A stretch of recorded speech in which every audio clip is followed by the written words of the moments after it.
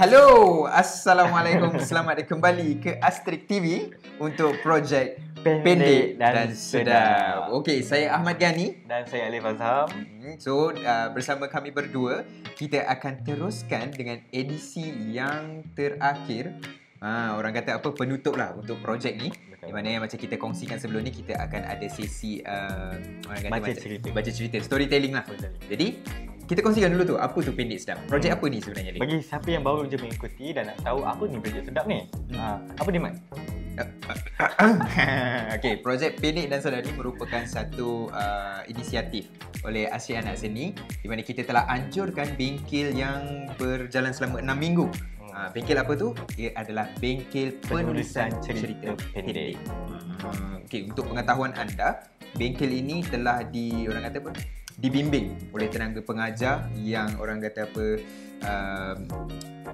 well known lah. Okay, kita ada saudara Encik Khairul Nazwan Rozi. Dia lah seorang penulis, pengarah, pelakon, apa lagi? Macam-macam lah dalam bidang teater ni, semua dia boleh buat. Kalau satu show tu, dia seorang je boleh buat. Okay, Abang Wan telah bimbing student ni selama 6 minggu sampailah terhasilnya satu cerita pendek yang sedap. Berapa orang peserta kita ada, Alif? 10 orang. Yes, yang 10 datang yang terbaik. Dan mereka ini datang daripada latar belakang yang berbeza.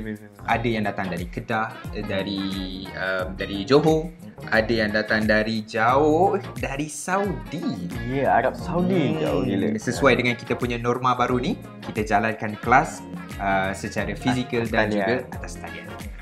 Dan juga apa yang menarik juga, Mat, siapa yang join kelas ni, ada yang baru first timer yang tak pernah menulis dan dia join bengkel ini, dan bila kita dapat lihat hasilnya memang sangat memberangsangkan. Dia orang dapat keluarkan idea tu dan hasil bimbingan Abang Wan, dan terhasilnya cerita pendek yang bagi aku menarik lah.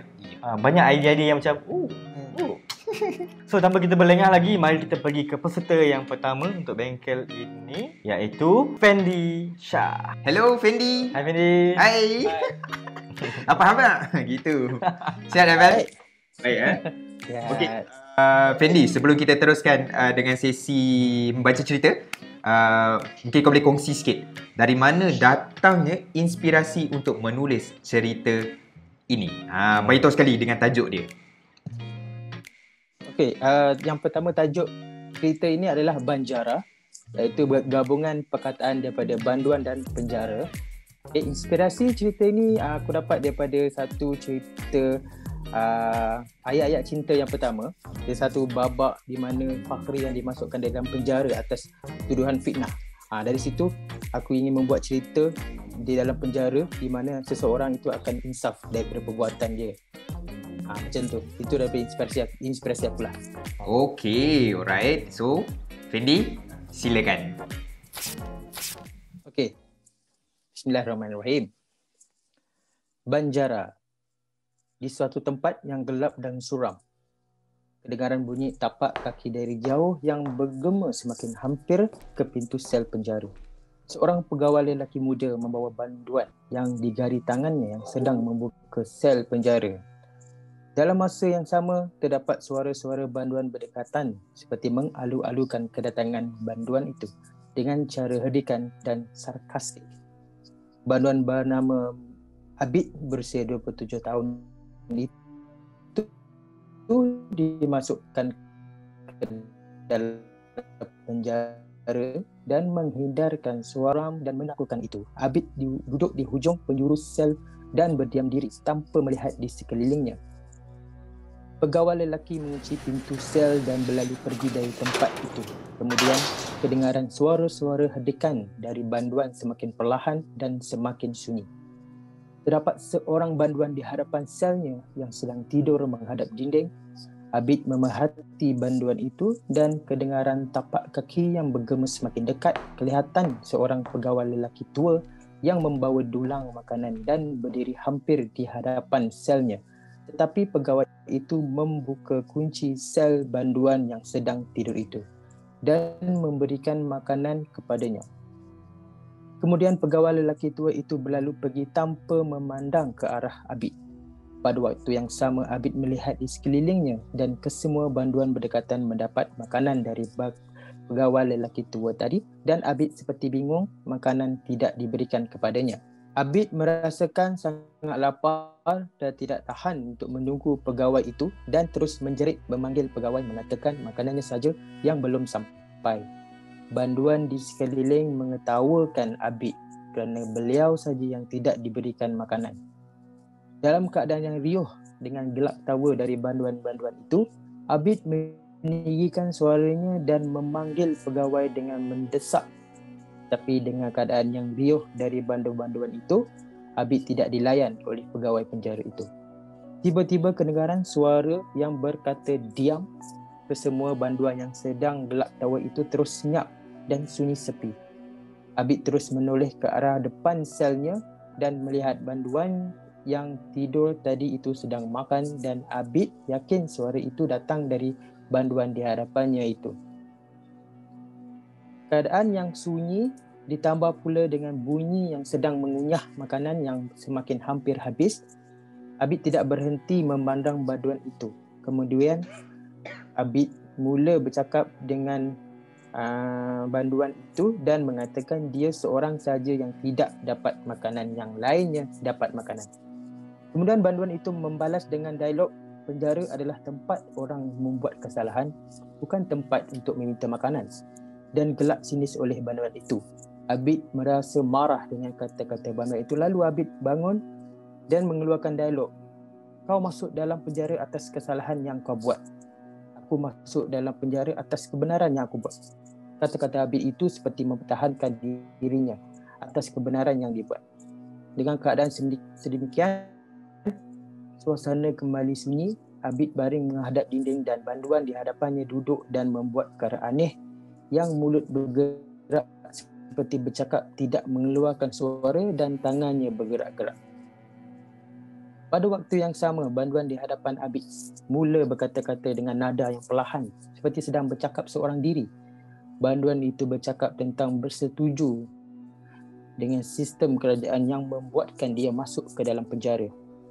Bersetuju dengan kerajaan negara mengkodifikasikan undang-undang supaya masyarakat hidup dalam keadaan makmur dan teratur. Banduan itu juga bersetuju sistem penjara ini adalah untuk menghukum dan menyedarkan manusia dari kesalahan yang dia buat. Dalam masa banduan itu sedang bercakap seorang, Abid terdengar dan sampai satu tahap dia tidak bersetuju dengan banduan itu. Abid memotong kata-kata dari banduan itu dengan mengatakan dia tidak bersetuju dengan apa yang dikatakan oleh banduan tersebut dan membalas pandangannya kepada banduan itu dengan mengatakan sistem kerajaan atau undang-undang dikawal rapat oleh orang atasan atau pihak tertinggi. Rakyat sengsara dengan sistem atau undang-undang demi menyenangkan orang atasan. Jika berlaku kesalahan dari orang atasan, mesti ada rundingan atau dikurangkan hukuman. Tapi bila rakyat sendiri melanggar undang-undang, dilayan seperti sampah dan mengikut hukuman yang sepatutnya malah tiada rundingan. Banduan itu mendengar hujahan daripada Abid dan tergelak sinis, membuatkan Abid terasa dengan gelak sinis isi banduan itu dan mula merasa marah kerana merasakan banduan itu mempelekehkan hujahannya. Dengan nada yang tinggi, Abid terus mengatakan orang miskin tetap miskin, orang kaya makin kaya. Sistem ini perlu diubah supaya orang sama. Semua orang sama dan tidak membeza-bezakan antara manusia miskin dan kaya. Barulah masyarakat hidup tenang dan makmur, bukanlah semata-mata berpandukan sistem dan undang-undang. Banduan itu mendengar penjelasan dari Abid. Setelah itu, banduan itu pula membalas dengan mengatakan negara memerlukan orang kaya untuk mengumpul cukai yang dibayar kepada kerajaan untuk kerajaan peroleh dari cukai itu digunakan untuk memelihara negara. Juga orang miskin. Kalau semua penduduk negara kita miskin atau tidak ada upayaan untuk membayar cukai, dari manakah kerajaan mendapat dana untuk mentadbir kerajaan? Sebab itulah ada sistem dan undang-undang supaya golongan miskin ada tempatnya dan golongan kaya ada tempatnya. Menyalahkan golongan miskin dan kaya ini adalah satu alasan. Penjelasan dari banduan itu seperti tenang, main-main, gelak tawa membuatkan Abid terkejut. Kerana kelihatan Banduan itu seperti tidak waras dan penampilannya seperti orang gila, tetapi pemikirannya matang dan bijak. Sampaikan Abid terdiam dengan kata-katanya. Keadaan yang tiba-tiba senyap itu membuatkan Banduan itu bertanya kepada Abid, bertanyakan soal ayat yang dikatakan oleh Abid. Aku masuk penjara dengan kebenaran yang aku buat. Abid terdiam dan memandang Banduan itu. Apa kebenaran yang kau buat sampai kau masuk penjara? Kata lagi si Banduan itu kepada Abid. Lalu Abid menceritakan kisahnya kepada Banduan itu. Sejak beliau umur 12 tahun, bapanya mula menjadi ahli politik dan beberapa tahun selepas itu, bapanya dikecam oleh masyarakat kerana tidak menjalankan tanggungjawab sebagai ahli politik dan masyarakat melabelkan bapanya pecah amanah. Disebabkan kejadian itu, Abid sering dicemuh oleh rakan sekolahnya sehingga Abid merasakan marah akan bapanya. Di samping itu, bapanya tidak berputus asa untuk mempertahankan dirinya yang dilabel pecah amanah dan ingin membuktikan pada masyarakat yang dia bukanlah seorang pecah amanah. Zaman persekolahan, Abid dicemuh dan diejek oleh rakan sekolahnya. Begitu juga di tempat kerja. Perasaan Abid marah terhadap bapanya yang sibuk dengan berpolitik sehinggakan keluarga dan anaknya diabaikan. Sejak dari itu, Abid bertekad untuk membunuh bapanya kerana tidak tahan dengan sikap bapanya yang pentingkan duit daripada keluarga dan juga masyarakat yang menghina Abid kerana kes bapanya. Setelah itu, Abid disabitkan kesalahan membunuh bapanya yang dimasukkan ke dalam penjara dengan hukuman gantung sampai mati. Kes Abid dikenakan hukuman gantung sampai mati disebabkan Abid mengaku membunuh bapanya dan beliau merasakan perbuatannya adalah tepat dan tidak peduli dengan hukuman yang akan dikenakan nanti. Mahkamah memutuskan Abid dipenjara selama 2 tahun dan hukuman digantung sampai mati. Banduan itu mendengar Abid menceritakan tentang kesalahan yang dibuat sampai dimasukkan ke dalam penjara. Setelah itu, Banduan bergelak dan ketawa dengan kisah Abid dan merasakan kesnya lucu dan sanggup membunuh bapanya kerana sebab tersebut. Setelah itu, Banduan itu menanyakan kepada Abid, "Kamu tahu apa yang dilalui oleh bapa kamu?" Banduan itu menanya lagi, "Kamu pernah bekerja sebagai ahli politik atau pegang jawatan sebagai ahli politik?" Abid diam tidak berkata apa-apa. Banduan itu memberi lagi hujahnya dan menyamakan situasi antara bapanya kepada ahli politik dan Abid seorang banduan di penjara. Banduan itu berkata, bapa Abid terikat dengan sistem politik. Kalau sistem itu salah, terpaksa ikut. Atau sistem itu betul, terpaksa juga ikut. Mungkin dalam hal ini bapanya tidak ada jalan lain selain untuk mencari jalan keluar untuk menyelesaikan masalahnya. Tetapi Banduan itu berkata, "Adakah betul bapa kamu seorang pecah amanah? Ada bukti?" Abid menjawab dan mengatakan buktinya masyarakat sudah tahu kerana bapanya tidak membuat tindakan yang betul terhadap apa yang sepatutnya dibuat. Banduan itu kaitkan situasi itu dengan Abid dan menanyakan, "Kebenaran yang kamu buat untuk membunuh bapa kamu itu siapa yang tahu? Hanya kamu saja yang tahu dengan Tuhan. Begitu juga bapa kamu. Niat bapa kamu menjalankan tugasnya siapa yang tahu? Hanya dia yang tahu dan juga Tuhan. Yang patut menghukum kesalahan adalah Tuhan kerana Tuhan lebih tahu apa niatnya," kata Banduan itu kepada Abid. "Adakah kamu Tuhan kerana kamu menghukum bapa kamu?" Abid terdiam lagi tetapi dalam keadaan yang tidak puas hati. Kemudian Abid mengatakan yang dia ingin menutup mulut masyarakat yang tidak putus mengutuk keluarganya atas kesalahan bapanya dan juga dirinya sendiri. Hidupnya penuh dengan cemuhan dari peringkat sekolah lagi dan dia merasakan tindakan yang betul dan membuat keputusan yang tepat untuk membunuh bapanya, menghilangkan rasa sakit terhadap bapanya dan juga masyarakat yang menghinanya. Abid lebih rela hidup di penjara berbanding hidup di luar sana dan juga rela hukuman gantung sampai mati itu adalah perjalanan terakhir untuk hidupnya. Abid menjawab kepada Banduan itu seperti mempertahankan dirinya dengan tegas. Banduan itu diam dan mendengar kata-kata dari Abid itu. Dalam keadaan yang semakin tegang, Abid bertanya kepada banduan di hadapannya siapa namanya dan kenapa dia berada di dalam penjara. Banduan itu membalas, kau tidak perlu tahu siapa aku. Abid merasakan ingin tahu siapa banduan itu dan kenapa banduan itu berada di penjara. Seolah-olah dia ni seperti orang bijak dan tidak patut berada di penjara. Selang beberapa minit, banduan itu bercakap dan mengatakan yang dia sama seperti Abid, dikenakan hukuman dan akan digantung sampai mati. Abid terus menanyakan kepada banduan itu apa kesalahan banduan itu sampai hukumannya digantung sampai mati. Banduan itu terus memotong soalan dari Abid dan mengatakan kepada Abid, kamu tahu tak macam mana rasa digantung?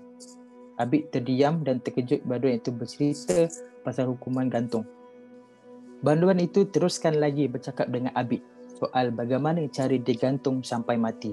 Dan banduan itu menceritakan saat-saat akhir apabila orang itu dihukum gantung sampai mati dan menceritakan makanan yang dihidang oleh penjara kepada banduan akhir adalah makanan yang lain daripada yang lain.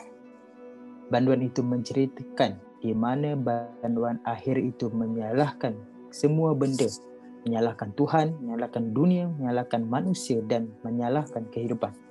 Abid mula merasakan tidak selesa dengan cerita banduan itu dan merasakan risau akan dirinya. Kemudian banduan itu menceritakan saat-saat banduan akhir yang tiba. Abid menyuruh banduan itu diam dan tidak bercerita lagi kerana dia belum sedia dengan hukumannya. Dan Abid memberitahu kepada banduan itu hukumannya lama lagi dan banduan itu tidak perlu diceritakan sekarang.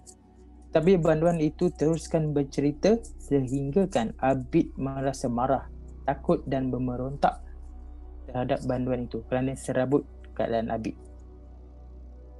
Dalam keadaan Abid serabut dan hilang arah, banduan itu meninggikan suaranya dan berkata, kesemua kesalahan terjadi bukanlah datang daripada Tuhan, dunia, manusia ataupun kehidupan. Kesalahan itu terjadi kerana diri sendiri, datang dari hati sendiri. Kalau hati sendiri sentiasa dekat dengan Tuhan atau sentiasa berfikiran wajar, maka kita akan redha dengan ujian Tuhan. Dan jika hati tidak langsung memikirkan hal orang lain atau tidak dekat dengan Tuhan, maka sesuatu yang kita tidak suka akan kita hadapi dan senang untuk menyalahkan orang lain. Kalau semua manusia berfikiran wajar, maka amanlah dunia. Tetapi dengan adanya manusia yang tidak peduli sesama manusia sendiri, maka itulah tujuan Tuhan untuk menguji hamba-Nya untuk ke arah kebaikan atau ke arah keburukan. Abid terdiam dengan kata-kata dari banduan itu. Keadaan Abid seperti kalah dengan banduan itu, merasakan dirinya yang salah dan menangis di hujung ruang penjaranya. Selang beberapa minit, seorang pegawai tua datang terus ke tempat banduan itu dan membuka sel banduan di hadapannya dan menyebut nama penuh banduan itu dan mengatakan hukuman gantungnya akan dijalankan dalam beberapa minit atau jam lagi, sediaan untuk bersiap sedia. Pada masa itu, Abid terkejut dan terus melihat ke arah banduan itu sedang bangun dan mengikut pegawai itu, dan Abid menanyakan kepada pegawai itu apa salah banduan itu sampai dimasukkan ke dalam penjara dan dihukum gantung. Kemudian dengar pegawai dan banduan itu berlalu pergi, dan dalam masa yang sama banduan itu berhenti dan bercakap kepada Abid, apapun kesalahan yang kita pernah lakukan di muka bumi ini, sama ada besar ataupun kecil, maka bertaubatlah kepada Tuhan selagi masih ada masa, dan janganlah engkau membuang masa sebelum semuanya terlambat. Kemudian Abid tidak berkata apa-apa, seperti tersentuh dengan kata-kata dari banduan itu, dan Abid terduduk dengan keadaan yang masih pelik dengan banduan itu dan keadaannya sendiri.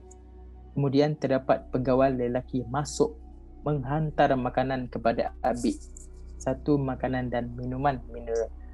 Keadaan Abid yang termenung dan sedang berfikir dan tidak perasan akan pegawai itu, Pegawai itu menutup pintu selnya dan Abid terkejut melihat makanan di hadapannya. Abid bertanya kepada pegawai itu dengan nada yang perlahan dan tenang. Jack, boleh saya tahu siapa banduan di hadapan saya itu? Dan apa kesalahannya sampai dia dihukum gantung sampai mati? Pegawai itu tersenyum dan mengatakan tidak ada sesiapa pun di sini melainkan kamu seorang sahaja. Dan pegawai itu terus berlalu pergi. Abid terdiam dan seperti memikirkan apa yang sedang berlaku ini. Perlahan-lahan Abid ke arah makanannya dan memandang tajam ke arah makanannya. Dan Abid mengambil botol mineral dan melihat air di dalam botol itu. Kemudian Abid teringat akan kata-kata terakhir dari banduan itu dan Abid merasakan insaf dan terus menggunakan air mineral itu untuk berwuduk dengan merasakan dirinya sangat jauh dengan Tuhan. Abid teruskan solat dan akhir solat dia berdoa dengan Tuhan dan bertaubat dengan apa kesalahannya dan merasakan insaf dengan menghadirkan banduan itu untuk menyedarkan dirinya. Akhir cerita ini dengan sebuah doa dari banduan kepada Tuhannya. Tamat. Itu dia cerita daripada Fendi. Banjara. Betul, Banjara. Banjara. Okay. Banjara. Aku susah lah kalau R ni ada R. Banjara. Okay. So tahniah Fendi. Tahniah untuk penghasilan cerita tadi. So bagi aku cerita Fendi ni dia banyak ideologi. Dia bermain dengan pemikiran. Dan akhir sekali dia ada plot twist yang rupanya. So bagi aku message dekat tu dia sampai lah. Simple je message je. Pasal keinsafan. Taubat dan apa benda yang kita lakukan di sebelum masuk penjara ataupun apa perkara buruk itu buat, ada ruang untuk kita bertaubat. Cuma kita kena acknowledge kesalahan kita kena mengaku benda itu salah. Betul. Tapi dia bermain dengan politik sedikit dan bermain dengan ideologi kita. Bagi aku itu satu cubaan untuk cerita yang matang lah. So bagi aku kau berjaya lah untuk fasa kau ni. So aku suka cerita kau. Dan bila kau kata dia berkait dengan cerita apa nama tadi, ayat cinta, aku pun ada tengok scene tu. So dia macam aku dapat bayangkan lah bagaimana dia macam rupanya macam ada orang tapi sebenarnya di end rupanya tak ada orang. So dia sakitnya tu di sini. Okay, aku nak tanya Fendi. Kita tahu Fendi ni dia banyak juga terlibat dengan teater kan waktu sebelum dia berpindah ke Sabah. Jadi tapi penulisan cerita pendek ni merupakan pengalaman dia yang pertama. Betul. Jadi kita nak tanya Fendi, apa kau punya pengalaman cabaran sewaktu menulis cerita ni? Cabaran dia yang pertama dia memang tak reti langsung, memang tak tahu macam mana nak menulis ataupun macam mana, tapi dengan kelas dan rakan kelas dengan tenaga pengajar yang perlahan-lahan membuatkan benda ni berjalan. Tenaga pengajar yang membuatkan senang benda tu berjalan lancar. Yang susahnya adalah idea tu sebenarnya. Bila idea dah ada, nak jalankan tu memang susah. Okay Fendi, apa-apa pun tahniah and job well done. Okay, so kita akan teruskan dengan peserta yang seterusnya. Terima kasih Fendi. So harap jaga diri di sana. Thank you Fendi. Kita jumpa lagi. Okay, bye-bye. Bye-bye. Okay Mat, itu tadi kan cerita daripada Fendi. Aku cukup rasa kagum dan bangga lah sebab Fendi ni tak pernah menulis dan bila dia masuk join Bankers dia dapat hasilkan satu cerita yang berideologi. Kan. So aku rasa itu saja untuk Fendi punya cerita. Okay, jadi jangan lupa untuk subscribe channel YouTube Asyik TV dan turn on notification. Nantikan cerita yang kedua. Untuk peserta yang kedua.